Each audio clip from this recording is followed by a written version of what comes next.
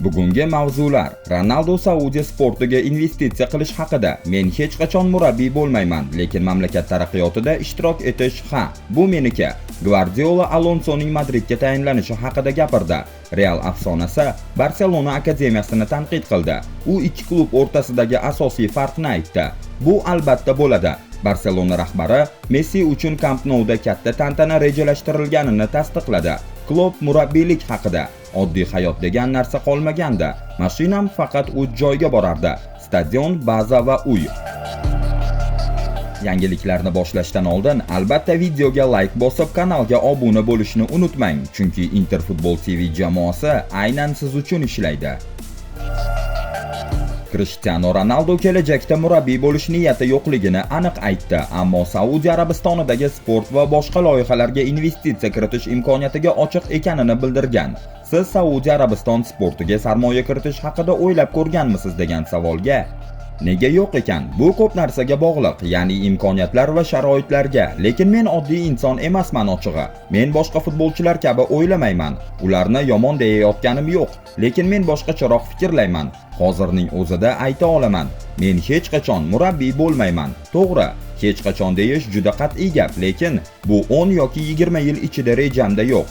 Hayot albatta ajablanarli burilishlarga boy. Lekin mamlakat rivojiga hissa qo'shish, turli loyihalarda qatnashish, bu menga mos. Men bu yerga faqat futbol o'ynash uchun kelmaganman. Men bu mamlakatni o'zgartirish, madaniyatiga ta'sir qilish uchun keldim. Men bu jarayonning bir qismiman. Men ko'p marta aytganman: men portugaliyalikman, lekin endi Saudiya Arabistonining bir qismiman, dedi Al Nassr hujumchisi Ronaldo. Uning Saudiya Arabiston sportiga qo'shayotgan hissasi va ta'siri qay darajada deb o'ylaysiz? Manchester City klublar o'rtasidagi jahon chempionati guruh bosqichining 3-turida Juventusni 5-2 hisobida mag'lub etdi va guruhda birinchi o'ringa chiqib oldi. Madrid ham o'z guruhidan play-offga birinchi o'rinda yo'l oldi. So'nggi turda Zalsburg darvozasiga javobsiz 3 ta gol urdi. Bu ikki klub ko'pchilik ularni turnir favoritlari deb atayapti. Hozircha turnir jadvalidagi turli yo'nalishlarda joylashgan. Matbuot anjumanida Pep Guardioladan Madrid haqida fikr so'raldi, ehtimoliy raqib sifatida. Ammo Josep bu savolga bevosita javob berish o'rniga o'zining sobiq shogirdi Xabi Alonso haqida iliq so'zlar aytdi. Madrid haqida ko'p gapirishga hojat yo'q. Hammaga ma'lum bu qanday klub. Men Xabi Alonsoning bu lavozimga kelganidan juda xursandman. U menimcha har doim aynan shu yerda bo'lishni orzu qilgan edi.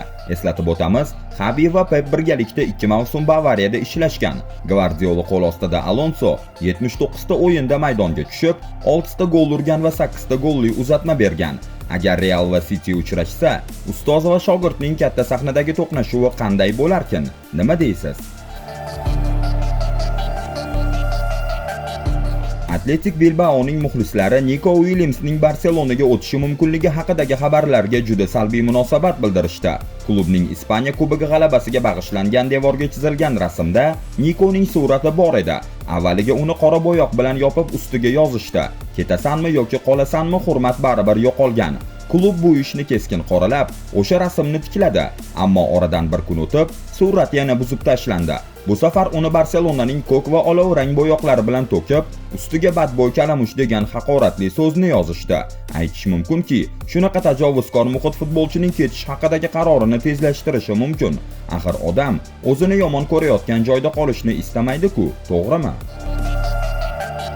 Yaqinda Barselona prezidenti Joan Laporta Real bilan raqobat haqida gapirar ekan, shunday degan edi: biz yoshlar futboliga tayanamiz, biz iste'dodlar yaratamiz, ular esa bozorga chiqadi, ularda deyarli hech kim paydo bo'lmaydi. Bu gaplar darhol ko'p yillik bahsni yana qizitdi. Barselona akademiyasi zo'rmi yoki Realnikimi? Ayniqsa, Lamin Yamalning porlashi fonida ko'pchilik La Masiyaning afzalligini yana bir bor eslatdi. Ammo Real afsonasi Michel Salgado bu qarashga rozi emas. U fikrini aniq ifoda qildi. Keling, endi Barselona akademiyasi haqida gaplashamiz. O'tgan mavsumda ular liga chempioni bo'lishdi, ammo Chempionlar Ligasini yuta olishmadi-ku. Demak, akademiyalar Realnikidan yaxshiroq degan qarash to'g'ri bo'lib qoladi. Realda bitta talab bor: yutish. Bu yil yutmadik, tanqidlar boshlandi. Lekin savol, oxirgi 8 yilda Barselona akademiyasi qayerda edi? Biz ketma-ket 3 marta Chempionlar Ligasini yutganimizda hech kim akademiyamizni so'roq qilmagan. Ular Messiga ega edi. Endi esa Yamal bor. U ajoyib o'yinchi. Ular akademiyasida yaxshi yigitlar ko'p, lekin ular hech narsa yutmadi. Real esa kuta olmaydi. Bizda bir avlodni kutishga vaqt yo'q. Ma'lumot uchun, yaqinda Xalqaro sport tadqiqotlar markazi tadqiqoti shuni ko'rsatdiki, so'nggi 20 yilda Yevropaning top ligalarida o'zini ko'rsatgan futbolchilar soni bo'yicha Real Madrid akademiyasi La Masiyadan o'zib ketgan. Salgadoning fikriga siz nima deysiz? Albatta izohlarda yozing. Münchenning Bavariya klubi bosh direktori Karl-Heinz Rummenigge so'nggi yillarda top klublarda o'yinlar sonining ortib ketishiga sabab nima bo'lganini ochiq aytdi. Men futbolchilarning noroziligini tushunaman, lekin ularning agentlari bu jarayonda muhim rol o'ynadi. Ular doimiy ravishda maoshlar oshirilishini talab qilib keldi. Bu esa klublarni daromadni ko'paytirishga majbur qildi. Pul qayerdan keladi? Albatta ko'proq o'yinlar orqali. Shu sababli menimcha endi hammamiz bir joyga yig'ilib, o'yin va uning atrofidagi biznesni qanday qilib muvozanatli, sog'lom holatga qaytaramiz. Shuni jiddiy mantiqiy muhokama qilish vaqti keldi. Rummeniggening bu fikridan shuni anglash mumkinki, professional futbol tobora ko'proq biznesga aylanib bormoqda. Bu esa bevosita o'yinchilar va agentlarning talablariga ham bog'liq. Barselona vitse-prezidenti Yelena Ford shuni tasdiqladiki, Lionel Messi uchun maxsus tantana hali ham reja asosida bor. Bu tadbir Camp Nou to'liq ta'mirdan chiqqach bo'lib o'tadi. Messi 8 karra oltin to'p sohibi. 2021-yilda Barselona bilan uzoq yillik faoliyatiga yakun yasagan edi. Klub uning shartnomasini moliyaviy sabablarga ko'ra uzaytira olmadi. Shundan so'ng argentinalik afsona 2 yil davomida Parijning PSG jamoasida o'ynadi. 2023-yildan buyon Messi AQShda MLS klubi Inter Miami safida. U endi 38 yoshda. Shuning uchun faoliyatini Barselonaga qaytib yakunlash ehtimoli umuman yo'q. Biroq maxsus ko'rgazmali o'yin tashkil etiladi. U orqali Messi Camp Nou maydoniga yana bir bor chiqish imkoniga ega bo'ladi. Bu stadion ayni paytda jadal rekonstruksiya jarayonida. Yelena Ford ispan matbuotiga intervyusida shunday dedi. Leo Messiga bag'ishlangan tantana stadion to'liq yakunlangach o'tkaziladi. Bu albatta bo'ladi, chunki u Barselona tarixidagi eng buyuk futbolchi. Ma'lumot uchun, Barselona yozgi mavsum oldi tayyorgarlikni Osiyoda o'tkazadi.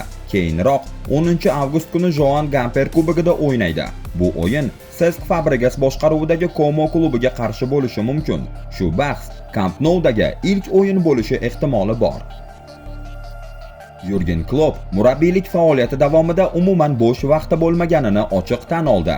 Men hayotimda bir necha marta erkin yurganimni eslayman, lekin hech qachon o'zim bilan yolg'iz qola olmaganman. Endi esa o'zimga ko'proq e'tibor qaratyapman. Qanchalik g'alati eshitilmasin, men ilgari har doim qilishni xohlagan narsalardan voz kechganman.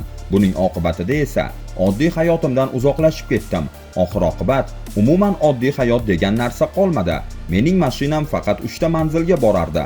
Stadion, mashg'ulot bazasi va uyga qaytish. Liverpuldagi faoliyatim davomida uyimda mehmonlar ko'p bo'lardi, lekin ularga vaqt ajratishga imkonim bo'lmasdi. Klopp o'zining bandligidan misol sifatida quyidagilarni aytadi. So'nggi 4 oy ichida 2 ta to'yga bordim. Holbuki undan oldin 23 yil ichida hech bir to'yga qatnasha olmagandim. Endi men bunday hayotni istamayman. Jurgen Klopp hozirda o'z ishidan rohat olayotganini va u hamon band bo'lishiga qaramay, hayotini ancha yaxshi tashkil qila olayotganini aytadi. Ertalabgacha uxlab yotmayman, kechgacha ham ishlamayman, ammo ishlarimni ancha yaxshi rejalashtira olyapman. Ayolim juda xursand. Biz endi hayotimizni avvalgidan ko'ra ancha yaxshi rejalashtiryapmiz. Arsenalning sobiq bosh murabbiyi hozirda FIFA texnik tadqiqot guruhi rahbari bo'lib ishlayotgan Arsen Wenger AQShda o'tayotgan klublar aro jahon chempionatidagi maydonlar sifati yuzasidan bildirayotgan tanqidlarga javob qaytardi. Men shaxsan Orlando shahridagi stadion maydonida bo'ldim. Bu maydon haqiqatan ham Yevropa klublarining odatlangan darajasiga to'g'ri kelmaydi. U mukammal emas. Lekin kelasi yilgi jahon chempionatigacha bu holat tuzatiladi deya Wengerning so'zlarini keltirmoqda ESPN. Eslatib o'tamiz, 2025-yilgi klublar aro jahon chempionati 15-iyundan 13-iyulgacha AQShda o'tkazilmoqda. Bu musobaqa ko'plab kuchli jamoalarni jamlab, jahon chempionatiga tayyorgarlikning bir qismi sifatida ham qaralyapti. Shuningdek, 2026-yilgi FIFA Jahon chempionati ilk bor 48 ta terma jamoa ishtirokida bo'lib o'tadi va 3 mamlakatda AQSh, Kanada va Meksikada tashkil etiladi. Bu futbol tarixida ilk marta ro'y beradigan hodisa bo'ladi. Mashhur jurnalist Fabrizio Romano ijtimoiy tarmoq X orqali xabar berishicha, Myunxenning Bavariya klubi Stuttgart hujumchisi Nik Woltemade bo'yicha dastlabki taklifni tayyorlamoqda. Ma'lumotlarga ko'ra, Bavariya Germaniya terma jamoasi a'zosi bo'lgan 23 yoshli futbolchi bilan shaxsiy shartnoma shartlarini kelishib bo'lgan. Endi esa klub Woltemadeni qo'lga kiritish yo'lida Stuttgartga rasmiy taklif yuborishga tayyorlanmoqda. Avvalgi xabarlarda aytilishicha, Stuttgart Woltemadeni 100 million yevroga baholamoqda. Woltemade o'tgan mavsumda barcha musobaqalarda 33 ta o'yinda maydonga tushib, 17 ta gol va 3 ta assist qayd etgan. Uning amaldagi shartnomasi 2028-yilgacha davom etadi. Qizig'i shundaki, Transfermarkt portaliga ko'ra, futbolchining bozor qiymati atiga 30 million yevroni tashkil qiladi. Chelsea klubi London meri Sadiq Xon bilan Earls Court hududida yangi stadion qurish masalasi bo'yicha suhbatlar o'tkazdi. Klub Stamford Bridge stadionidan ko'chib o'tishni rejalashtiryapti. Yaqinda Sadiq Xon Chelseaga murojaat qilib, yangi stadion loyihasi bo'yicha rasmiy aloqaga chiqishni tavsiya qilgan edi. Endi esa The Telegraph nashrining xabar berishicha, tomonlar o'rtasida ilk muzokaralar bo'lib o'tgan. Hozirda Stamford Bridge sig'imi atiga 40.341 tomoshabinga mo'ljallangan. Xon bu stadion endi Chelsea uchun kichiklik qilayotganini aytib o'tgan. Chunki klub 5 ta Premier Liga chempionligi va 2 ta Chempionlar Ligasi g'alabasini qo'lga kiritgan. Hali klub rasmiy bayonot bermagan bo'lsa-da, London meri ofisining vakili quyidagilarni bildirgan. Mer Londonning barcha Premier Liga klublari bilan turli masalalarda yaqindan ishlaydi. Hozircha Chelsea tomonidan Earls Court bo'yicha rasmiy taklif olinmagan. Mer va London transporti masalaga faqat taklif tafsilotlari bilan tanishgandan keyin munosabat bildirishi mumkin. Chelsea ayni paytda klublar aro jahon chempionatida ishtirok etmoqda, biroq klub tez orada stadion masalasida aniq qarorga kelishni istaydi. Axir Tottenham, Arsenal va West Ham kabi London klublari so'nggi 20 yil ichida allaqachon yangi stadionlarga ko'chib o'tishgan. Bugungi xabarlar shulardan iborat edi. Agar video sizga yoqqan bo'lsa, like bilan qo'llab-quvvatlang va kanalga obuna bo'lishni unutmang. Fikrlaringizni esa izohlarda yozing. Biz ularni o'qib chiqishdan mamnun bo'lamiz. Keyingi videolarda uchrashguncha salomat bo'ling.